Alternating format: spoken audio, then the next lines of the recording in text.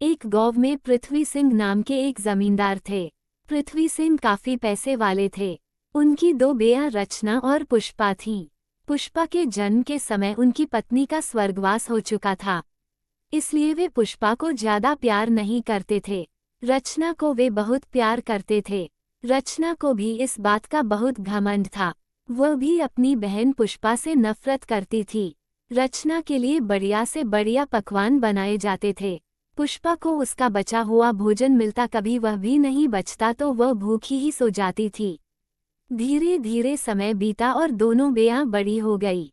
पुष्पा सुबह जल्दी उठकर स्नान आदि करके घर के आंगन में लगी तुलसी की बड़े मन से पूजा करती। उसके बाद मंदिर जाती, वहां से आने के बाद सारे घर का काम करती।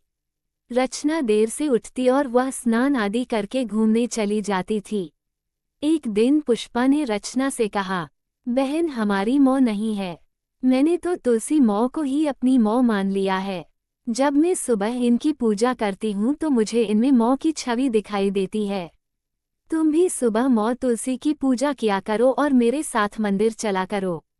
रचना ने कहा, मैं किसी पेड़ को अपनी माँ नहीं मान सकती, तुझे जो करना है वो कर, मुझे किसी चीज की जरूरत नहीं है जो मैं पूजा पाठ करूं। ये कहकर वह घूमने चली गई।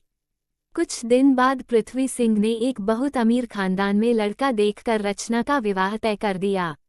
रचना बहुत खुश थी। उसने पुष्पा से कहा, देखा मेरा विवाह भी अच्छी जगह हो रहा है, अब मैं पूरी जिंदगी मजे करूंगी, बिना पूजा पाठ किए मुझे सब मिल गया।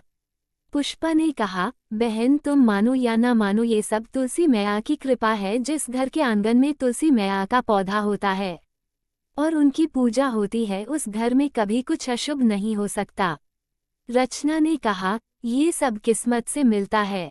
तूने बचपन से आज तक तुलसी की पूजा की, पर तुझे हमेशा पुराने कपड़े और झूठन ही खाने को मिली, मुझे बिना कुछ किए सारे सुख मिले।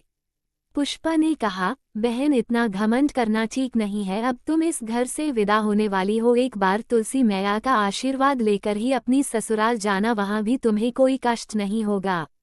तभी पीछे से पृथ्वी सिंह की आवाज आई, तू अपनी चिंता कर, रचना को कोई कष्ट नहीं हो सकता, क्योंकि उसके लिए मैंने ऊंचा खानदान देखा है और खूब दान दहेज देकर उसे विदा करूंगा। इस सब में तुलसी की पूजा पाठ से कोई फर्क नहीं पड़ता।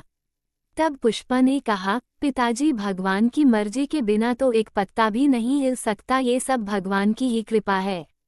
पृथ्वी सिंह ने गुस्से में कहा, ठीक है, मैं तेरा विवाह किसी गरीब घर में कर दूंगा, फिर देखता हूँ तेरी पूजा पाठ कैसे काम आती है। पृथ्वी सिंह ने रचना की शादी के बाद पुष्पा की शादी एक लकड़हारे से कर दी और उसे कुछ भी दान दहेज नहीं दिया।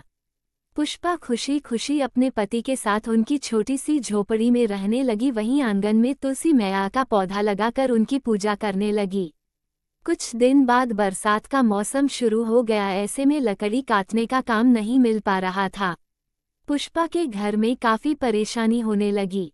एक दिन वह अपने पति के साथ मंदिर गई, वहां वे पूजा कर रहे थे, तभी उन्हें एक सेठ जी मिले। सेठ जी उन्हें जानते थे। उन्होंने कहा, तुम मेरे साथ चलो, मेरा लकड़ी का व्यापार है, जिसे संभालने वाला कोई नहीं, तुम मेरा व्यापार संभाल लो। पुष्पा के पति ने उनका व्यापार संभाल लिया। व्यापार में काफी मुनाफा होने लगा, जिससे पुष्पा व उसके पति के दिन बदल गए। उन्होंने काफी बड़ा मकान बना लिया, वे बहुत अमीर हो गए। एक दिन पुष्पा मंदिर से वापस आ रही थी तो उसने देखा एक पेड़ के नीचे रचना बैठी रो रही है। पुष्पा ने उसे चुप कराया और रोने का कारण पूछा तो रचना ने बताया, मेरे पति बहुत बीमार हैं, उनकी बीमारी में सारा पैसा खर्च हो गया है, हम गरीब हो गए, अब उनके इलाज के लिए भी मेरे पास पैसे नहीं हैं। उधर पिताजी का व्यापार भी बंद हो गया, मुझे अपनी करनी पर बहुत पछतावा हो रहा है। मैं जिंदगी भर तुलसी मैया को बुरा भला कहती रही, इसी कारण मेरा ये हाल हुआ है। और तुम्हारे जाने के बाद पिताजी ने आंगन में लगे तुलसी के पौधे की देखभाल नहीं की, जिससे वह सूख गया और उसके साथ ही घर की सुख समृद्धि भी चली गई। तब पुष्पा रचना को अपने घर ले गई, उसे काफी धन दिया। रचना ने उससे अपने पति का इलाज करवाया। कुछ दिन बाद पुष्पा अपने पिता के घर गई। पुष्पा के पति ने पृथ्वी सिंह के व्यापार में पैसा लगा कर उसे फिर से पहले जैसा कर दिया। पृथ्वी सिंह अपने किए पर बहुत पछता रहे थे। सबने मिलकर आंगन में मौ तुलसी का पौधा लगाया और नियम से मौ की पूजा करने लगे।